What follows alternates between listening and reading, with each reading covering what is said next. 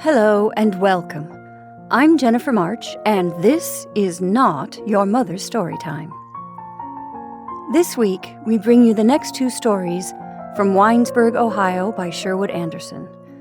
Godliness, a tale in 4 parts, Part 2, also concerning Jess Bentley, and Part 3, Surrender, concerning Louise Bentley. In these two stories, we get to know Jess a little bit more, and we learn about his daughter, Louise. Louise is a bit of a tragic figure. She never really had a chance, with no mother and a father who wanted a son. I love how Anderson places her into a global vision of women of the time. The latter half of the 1800s saw the women's rights movement gaining traction. But political rights and human rights are very different things.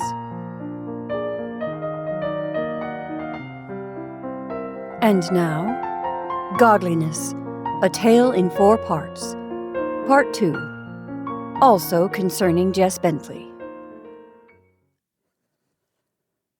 David Hardy of Winesburg, Ohio, was the grandson of Jess Bentley, the owner of Bentley Farms. When he was 12 years old, he went to the old Bentley place to live. His mother, Louise Bentley, the girl who came into the world on that night when Jesse ran through the fields, crying to God that he be given a son, had grown to womanhood on the farm and had married young John Hardy of Winesburg, who became a banker. Louise and her husband did not live happily together, and everyone agreed that she was to blame. She was a small woman with sharp gray eyes and black hair. From childhood she had been inclined to fits of temper, and when not angry, she was often morose and silent. In Winesburg it was said that she drank. Her husband, the banker, who was a careful, shrewd man, tried hard to make her happy. When he began to make money, he bought for her a large brick house on Elm Street in Winesburg, and he was the first man in that town to keep a manservant to drive his wife's carriage. But Louise could not be made happy. She flew into half-insane fits of temper, during which she was sometimes silent, sometimes noisy and quarrelsome. She swore and cried out in anger. She got a knife from the kitchen and threatened her husband's life. Once she deliberately set fire to the house, and often she hid herself away for days in her own room and would see no one. Her life, lived as a half-recluse, gave rise to all sorts of stories concerning her. It was said that she took drugs, and that she hid herself away from people because she was often so under the influence of drink that her condition could not be concealed. Sometimes on summer afternoons, she came out of the house and got into her carriage. Dismissing the driver, she took the reins in her own hands and drove off at top speed through the streets. If a pedestrian got in her way, she drove straight ahead, and the frightened citizen had to escape as best he could. To the people of the town, it seemed as though she wanted to run them down. When she had driven through several streets, tearing around corners and beating the horses with the whip, she drove off into the country. On the country roads, after she had gotten out of sight of the houses, she let the horses slow down to a walk, and her wild, reckless mood passed. She became thoughtful and muttered words. Sometimes tears came into her eyes. And then, when she came back into town, she again drove furiously through the quiet streets. But for the influence of her husband and the respect he inspired in people's minds, she would have been arrested more than once by the town marshal. Young David Hardy grew up in the house with this woman, and as can well be imagined, there was not much joy in his childhood. He was too young then to have opinions of his own about people, but at times it was difficult for him not to have very definite opinions about the woman who was his mother. David was always a quiet, orderly boy, and for a long time was thought by people of Winesburg to be something of a dullard. His eyes were brown, and as a child he had a habit of looking at things and people a long time without appearing to see what he was looking at. When he heard his mother spoken of harshly, or when he overheard her berating his father, he was frightened and ran away to hide. Sometimes he could not find a hiding place, and that confused him. Turning his face toward a tree, or if he was indoors, toward the wall, he closed his eyes and tried not to think of anything. He had a habit of talking aloud to himself, and early in life, a spirit of quiet sadness often took possession of him. On the occasion when David went to visit his grandfather on the Bentley farm, he was altogether contented and happy. Often he wished that he would never have to go back to town, and once when he had come home from the farm after a long visit, something happened that had a lasting effect on his mind. David had come back into town with one of the hired men. The man was in a hurry to go about his own affairs, and left the boy at the head of the street in which the Hardy house stood. It was early dusk of a fall evening, and the sky was overcast with clouds. Something happened to David. He could not bear to go into the house where his mother and father lived, and on an impulse, he decided to run away from home. He intended to go back to the farm and to his grandfather, but lost his way, and for hours he wandered, weeping and frightened on the country roads. It started to rain, and lightning flashed in the sky. The boy's imagination was excited, and he fancied that he could see and hear strange things in the darkness. Into his mind came the conviction that he was walking and running in some terrible void where no one had ever been before.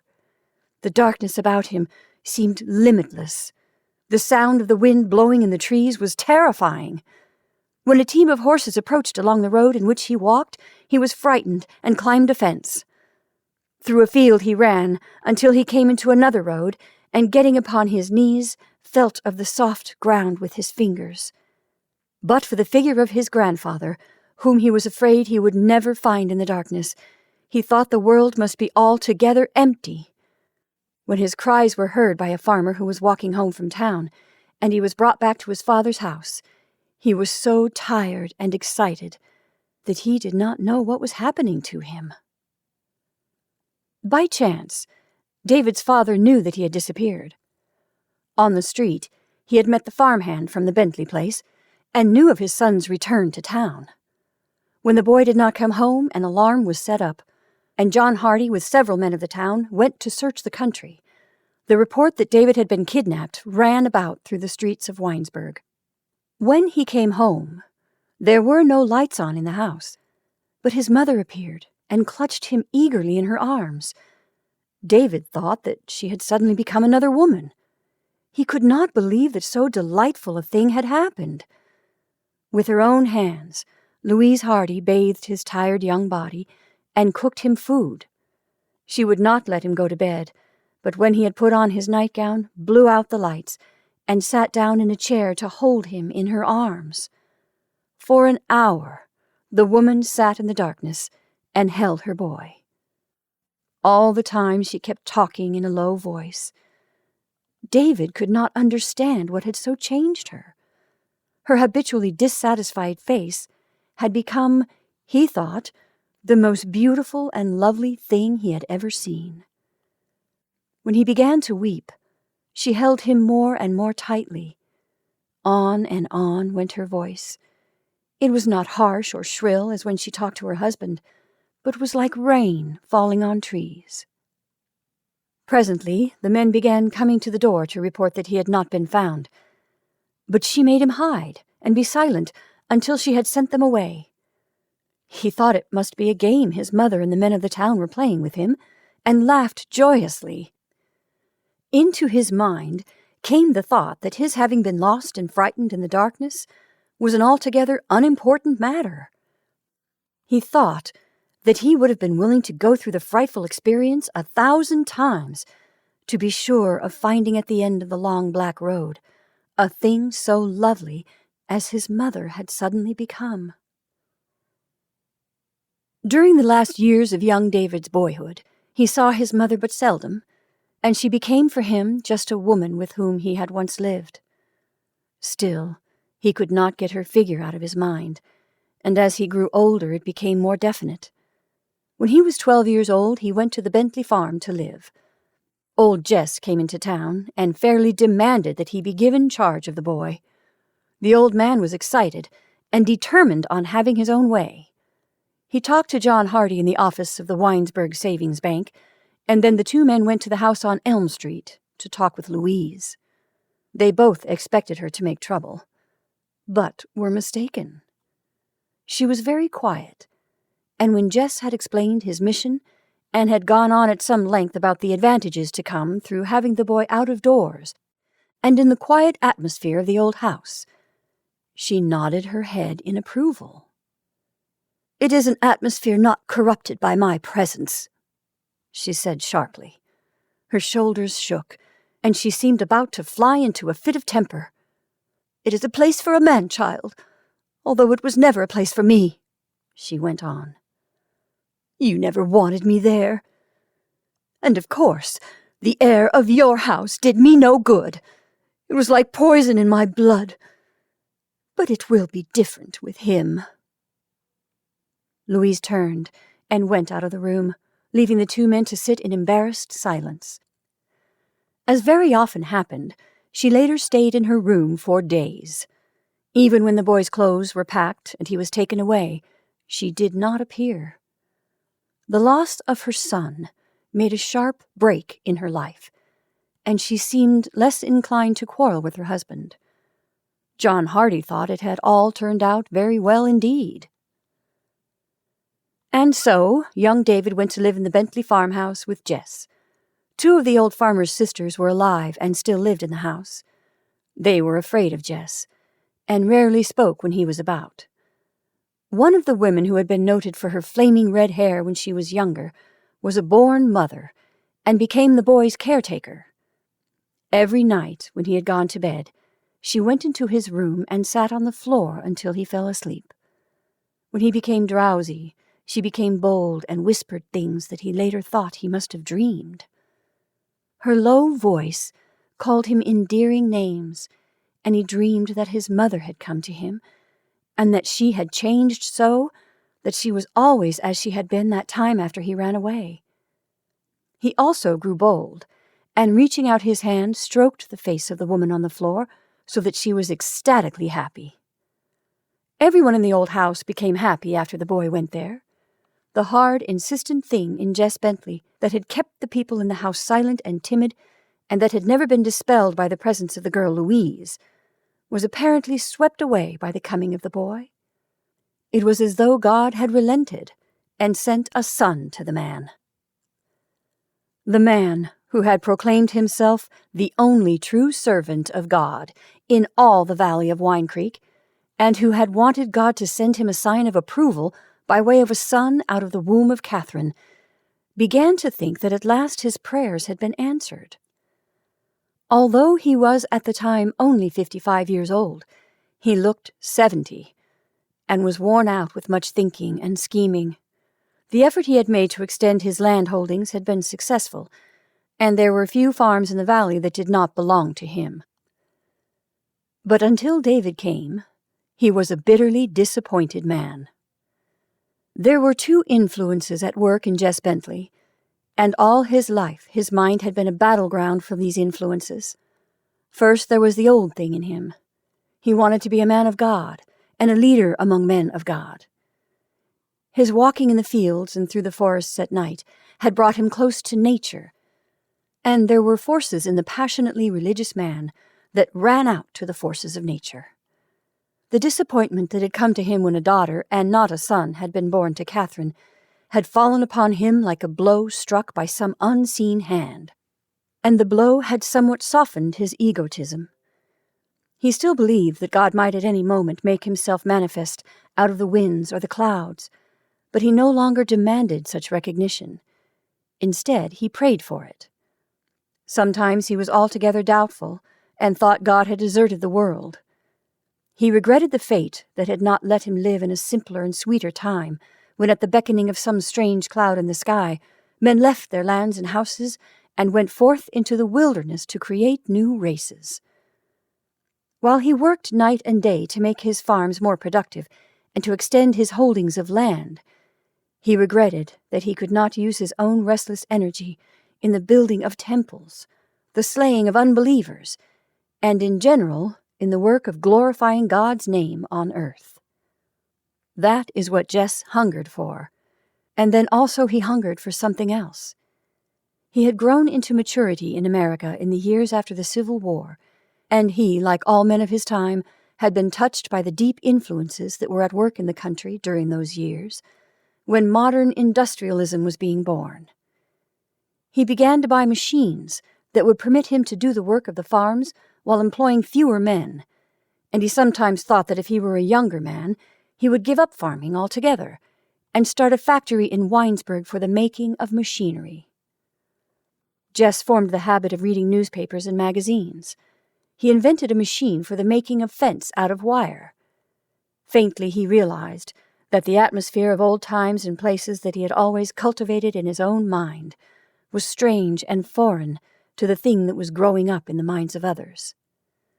The beginning of the most materialistic age in the history of the world, when wars would be fought without patriotism, when men would forget God and only pay attention to moral standards, when the will to power would replace the will to serve, and beauty would be well nigh forgotten in the terrible headlong rush of mankind toward the acquiring of possessions, was telling its story to Jess, the man of God, as it was to the men about him.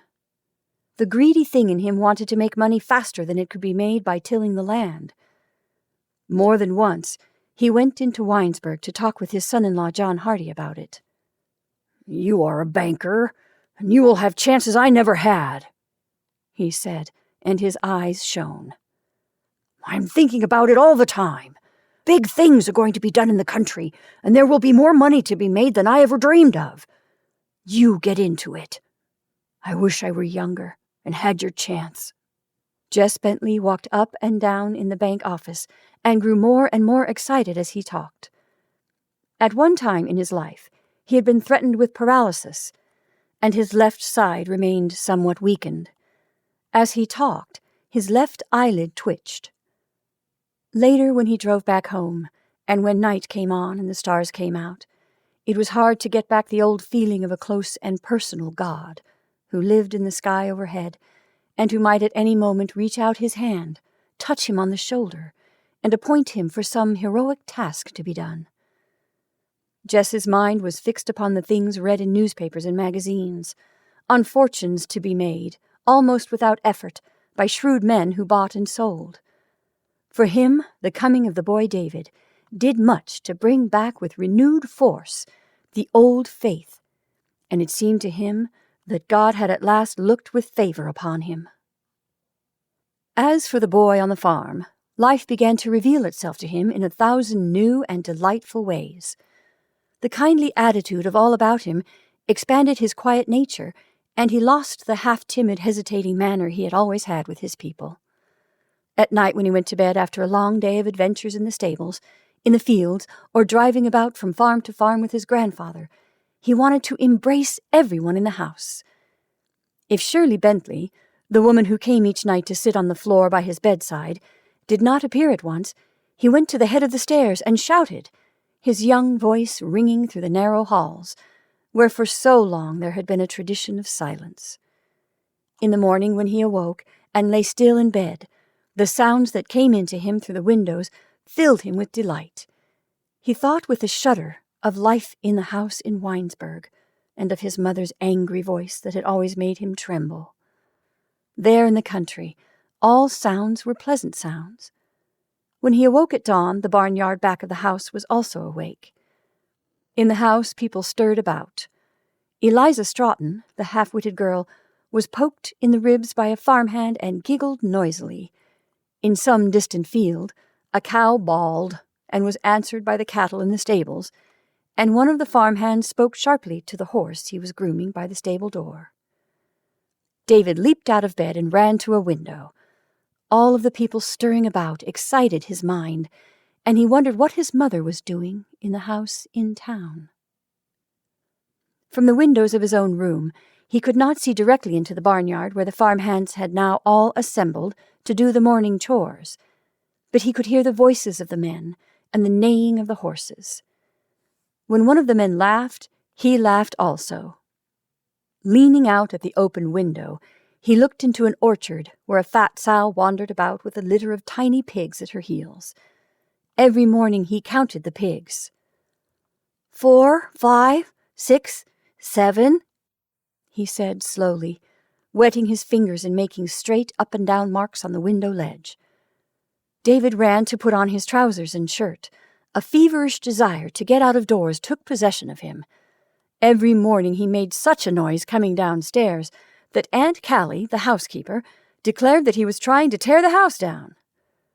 When he had run through the long old house, shutting the doors behind him with a bang, he came into the barnyard and looked about with an amazed air of expectation. It seemed to him that in such a place tremendous things might have happened during the night. The farmhands looked at him and laughed.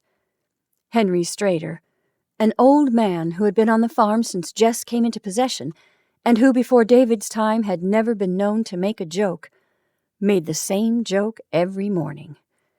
It amused David so that he laughed and clapped his hands. "See, come here and look," cried the old man. "Grandfather Jess's white mare has torn the black stocking she wears on her foot." Day after day through the long summer, Jess Bentley drove from farm to farm, up and down the valley of Wine Creek, and his grandson went with him. They rode in a comfortable old phaeton drawn by the white horse. The old man scratched his thin white beard and talked to himself of his plans for increasing the productiveness of the fields they visited, and of God's part in the plans all men made. Sometimes he looked at David and smiled happily, and then, for a long time, he appeared to forget the boy's existence. More and more every day now, his mind turned back again to the dreams that had filled his mind when he first came out of the city to live on the land. One afternoon, he startled David by letting his dreams take entire possession of him. With the boy as a witness, he went through a ceremony and brought about an accident that nearly destroyed the companionship that was growing up between them.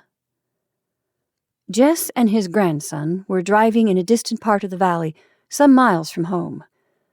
A forest came down to the road, and through the forest Wine Creek wriggled its way over the stones toward a distant river. All the afternoon, Jess had been in a meditative mood, and now he began to talk. His mind went back to the night when he had been frightened by thoughts of a giant that would come to rob and plunder him of his possessions, and again, as on that night, when he had run through the fields crying for a son, he became excited to the edge of insanity. Stopping the horse, he got out of the buggy and asked David to get out also. The two climbed over a fence and walked along the back of the stream.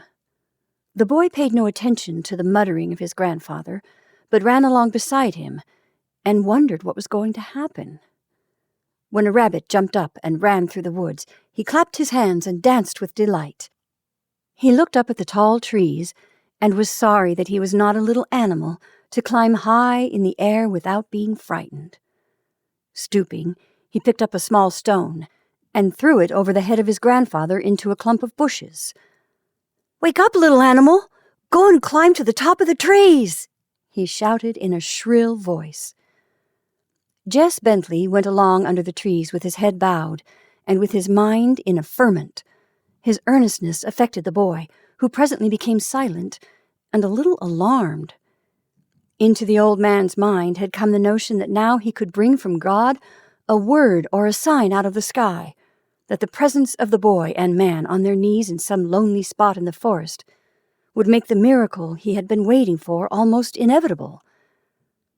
"It was just such a place as this that other David tended the sheep when his father came and told him to go down into Saul," he muttered. Taking the boy rather roughly by the shoulder, he climbed over a fallen log, and when he had come to an open place among the trees, he dropped upon his knees and began to pray in a loud voice. A kind of terror he had never known before took possession of David. Crouching beneath the tree, he watched the man on the ground before him, and his own knees began to tremble. It seemed to him that he was in the presence not only of his grandfather, but of someone else, someone who might hurt him, someone who was not kindly, but dangerous and brutal. He began to cry, and reaching down, picked up a small stick, which he held tightly gripped in his fingers. When Jess Bentley, absorbed in his own idea, suddenly arose and advanced toward him, his terror grew until his whole body shook. In the woods, an intense silence seemed to lie over everything, and suddenly, out of the silence, came the old man's harsh and insistent voice. Gripping the boy's shoulders, Jess turned his face to the sky and shouted.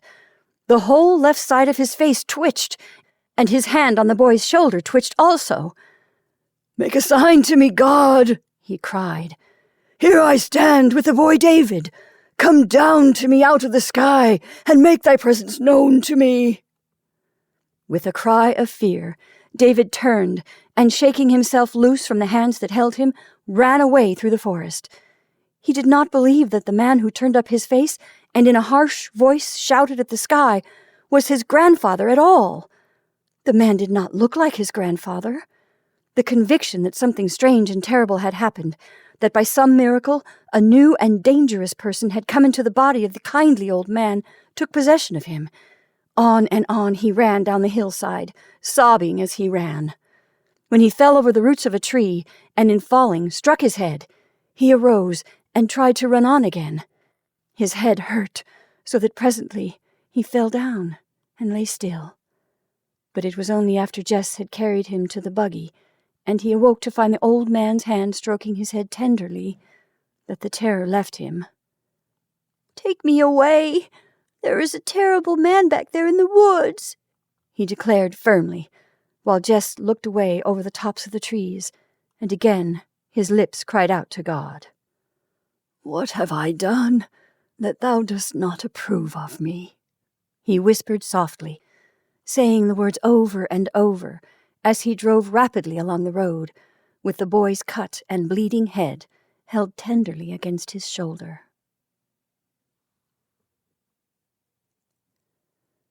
And now, Godliness, Part 3, Surrender, concerning Louise Bentley.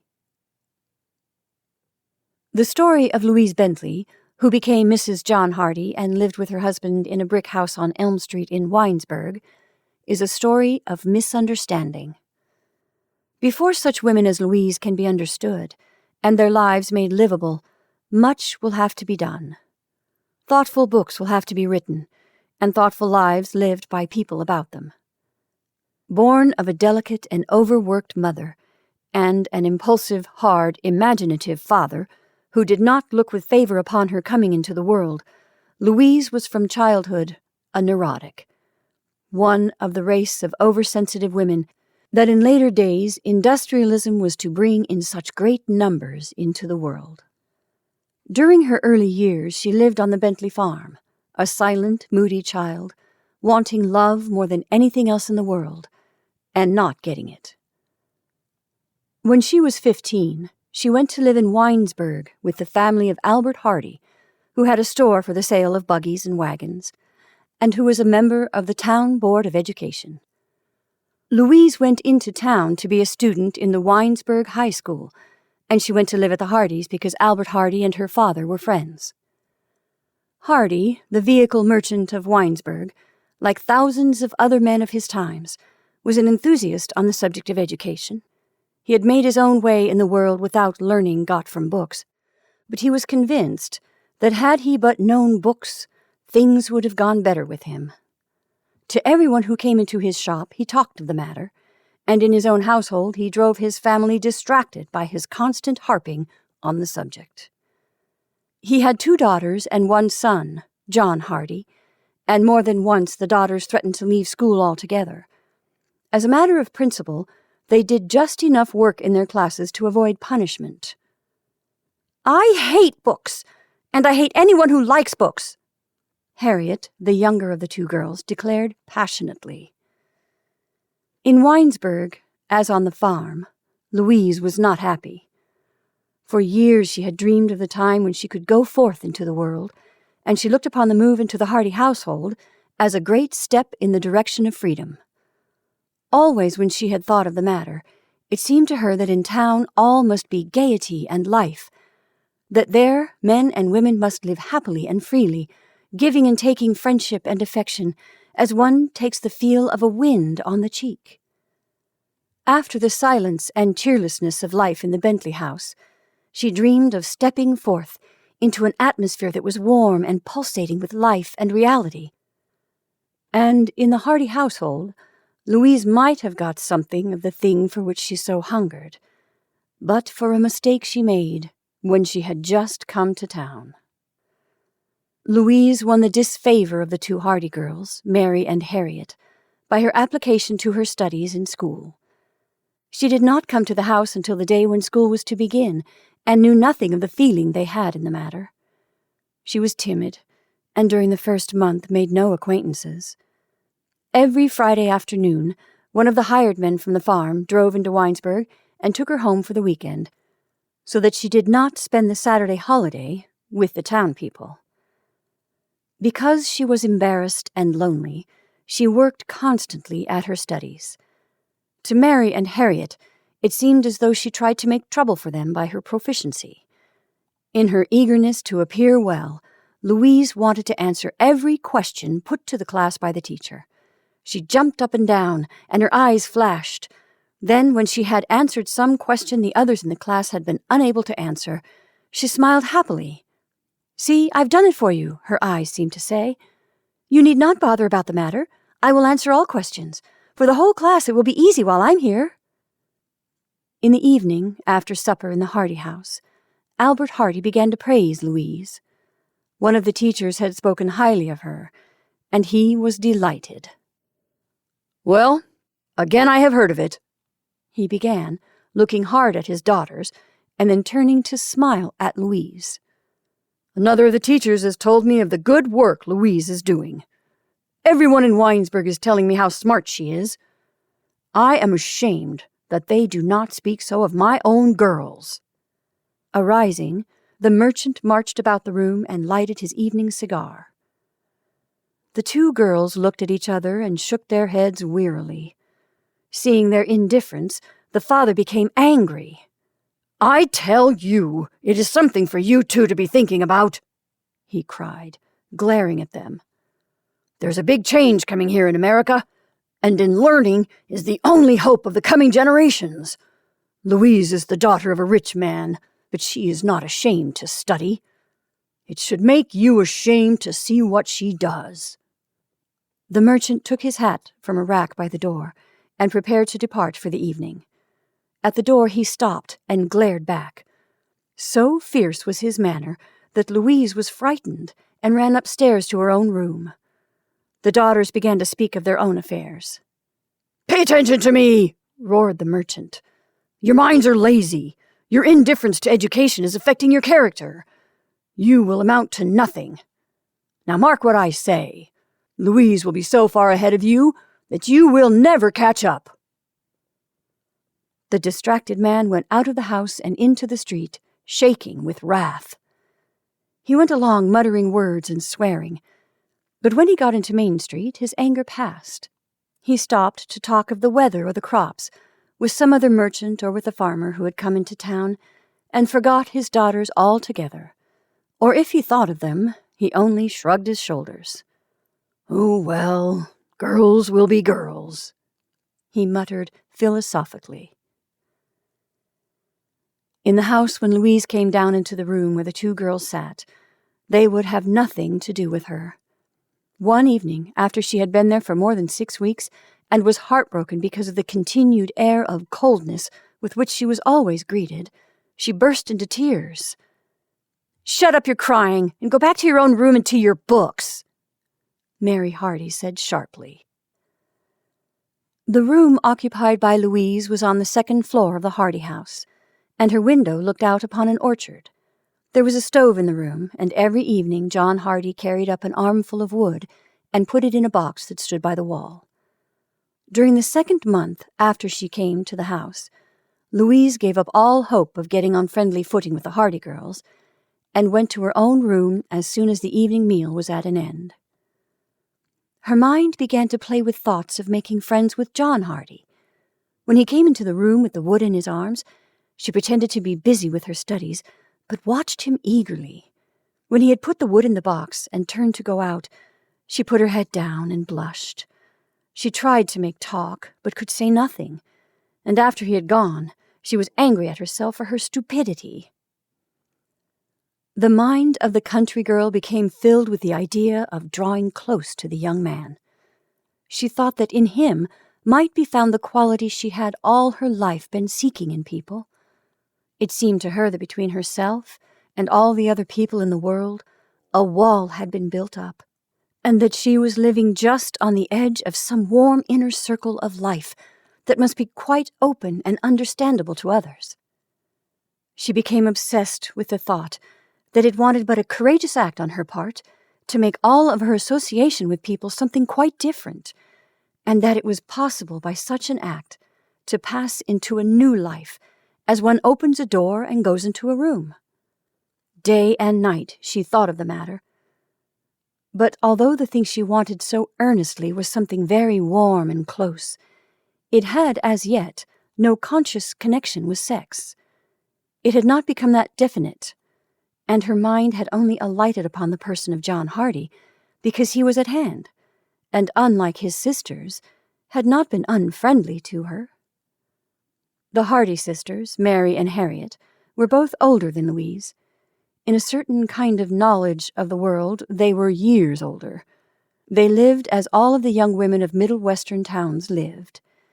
In those days, young women did not go out of our towns to Eastern colleges, and ideas in regard to social classes had hardly begun to exist.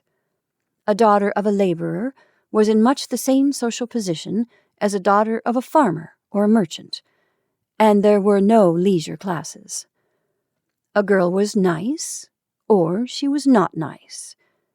If a nice girl, she had a young man who came to her house to see her on Sunday and Wednesday evenings. Sometimes she went with her young man to a dance or a church social. At other times she received him at the house and was given the use of the parlor for that purpose. No one intruded upon her. For hours the two sat behind closed doors. Sometimes the lights were turned low, and the young man and woman embraced. Cheeks became hot, and hair disarranged. After a year or two, if the impulse within them became strong and insistent enough, they married. One evening during her first winter in Winesburg, Louise had an adventure that gave a new impulse to her desire to break down the wall that she thought stood between her and John Hardy. It was Wednesday, and immediately after the evening meal, Albert Hardy put on his hat and went away. Young John brought the wood and put it in the box in Louise's room. "You do work hard, don't you?" he said awkwardly, and then before she could answer, he also went away. Louise heard him go out of the house and had a mad desire to run after him. Opening her window, she leaned out and called softly, "John, dear John, come back. Don't go away." The night was cloudy, and she could not see far into the darkness. But as she waited, she fancied she could hear a soft little noise, as of someone going on tiptoes through the trees in the orchard. She was frightened and closed the window quickly. For an hour she moved about the room trembling with excitement, and when she could no longer bear the waiting, she crept into the hall and down the stairs into a closet-like room that opened off the parlor. Louise had decided that she would perform the courageous act that had for weeks been in her mind. She was convinced that John Hardy had concealed himself in the orchard beneath her window, and she was determined to find him and tell him that she wanted him to come close to her, to hold her in his arms, to tell her of his thoughts and dreams, and to listen while she told him her thoughts and dreams. "In the darkness, it will be easier to say things," she whispered to herself as she stood in the little room groping for the door. And then suddenly, Louise realized that she was not alone in the house. In the parlor on the other side of the door, a man's voice spoke softly, and the door opened. Louise just had time to conceal herself in a little opening beneath the stairway when Mary Hardy, accompanied by her young man, came into the little dark room. For an hour, Louise sat on the floor in the darkness and listened.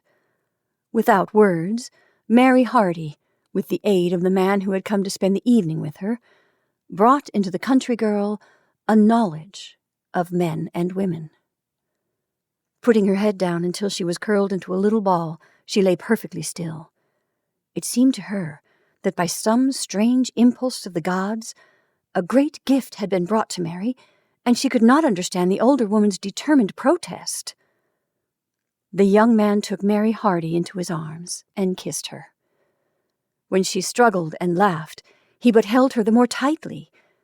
For an hour the contest between them went on, and then they went back into the parlor, and Louise escaped up the stairs. "I hope you are quiet out there. You must not disturb the little mouse at her studies," she heard Harriet saying to her sister as she stood by her own door in the hallway above. Louise wrote a note to John Hardy, and late that night, when all the house were asleep, she crept downstairs and slipped it under his door. She was afraid that if she did not do the thing at once, her courage would fail. In the note, she tried to be quite definite about what she wanted. "I want someone to love me, and I want to love someone," she wrote. "If you are the one for me, I want you to come into the orchard at night and make a noise under my window. It will be easy for me to crawl down over the shed and come to you. I am thinking about it all the time, so if you are to come at all, you must come soon." For a long time, Louise did not know what would be the outcome of her bold attempt to secure for herself a lover. In a way, she still did not know whether or not she wanted him to come. Sometimes it seemed to her that to be held tightly and kissed was the whole secret of life, and then a new impulse came and she was terribly afraid. The age-old woman's desire to be possessed had taken possession of her. But so vague was her notion of life that it seemed to her just the touch of Hardy's hand upon her own hand would satisfy. She wondered if he would understand that. At the table the next day, while Albert Hardy talked and the two girls whispered and laughed, she did not look at John, but at the table, and as soon as possible escaped. In the evening she went out of the house until she was sure he had taken the wood to her room and gone away. When, after several evenings of intense listening, she heard no call from the darkness in the orchard, she was half beside herself with grief, and decided that for her there was no way to break through the wall that had shut her off from the joy of life. And then, on a Monday evening, 2 or 3 weeks after the writing of the note, John Hardy came for her. Louise had so entirely given up the thought of his coming that for a long time she did not hear the call that came up from the orchard. On the Friday evening before, as she was being driven back to the farm for the weekend by one of the hired men, she had on an impulse done a thing that had startled her, and as John Hardy stood in the darkness below and called her name softly and insistently, she walked about in her room and wondered what new impulse had led her to commit so ridiculous an act. The farmhand, a young fellow with black curly hair, had come for her somewhat late on that Friday evening, and they drove home in the darkness. Louise, whose mind was filled with thoughts of John Hardy, tried to make talk, but the country boy was embarrassed and would say nothing. Her mind began to review the loneliness of her childhood, and she remembered with a pang the sharp new loneliness that had just come to her. "I hate everyone," she cried suddenly, and then broke forth into a tirade that frightened her escort. "I hate Father, and the old man Hardy too," she declared vehemently. "I get my lessons there in the school in town, but I hate that also." Louise frightened the farmhand still more by turning and putting her cheek down upon his shoulder. Vaguely, she hoped that he, like that young man who had stood in the darkness with Mary, would put his arms about her and kiss her. But the country boy was only alarmed. He struck the horse with the whip and began to whistle. "The road is rough, eh?" he said loudly. Louise was so angry that, reaching up, she snatched his hat from his head and threw it into the road. When he jumped out of the buggy and went to get it, she drove off and left him to walk the rest of the way back to the farm. Louise Bentley took John Hardy to be her lover. That was not what she wanted. But it was so the young man had interpreted her approach to him, and so anxious was she to achieve something else that she made no resistance.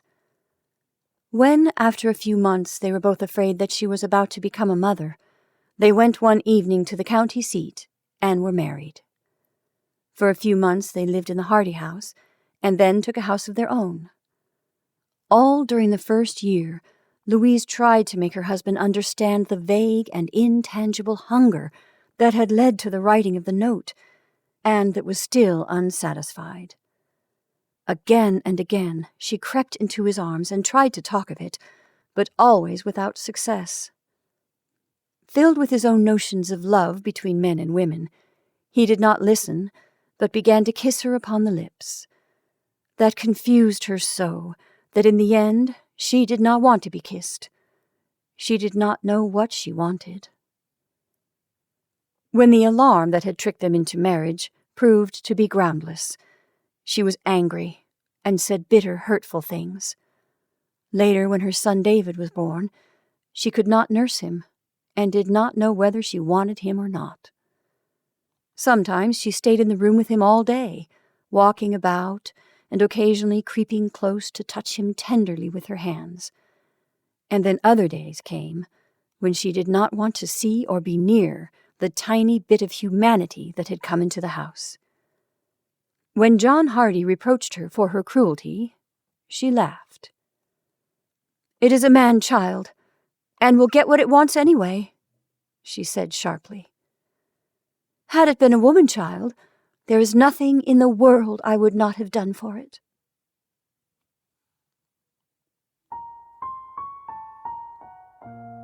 And those are our stories for this evening. I hope you enjoyed Godliness, Parts 2 and 3, from Winesburg, Ohio, by Sherwood Anderson. Thank you for listening. I'm Jennifer March, and this is not your mother's story time.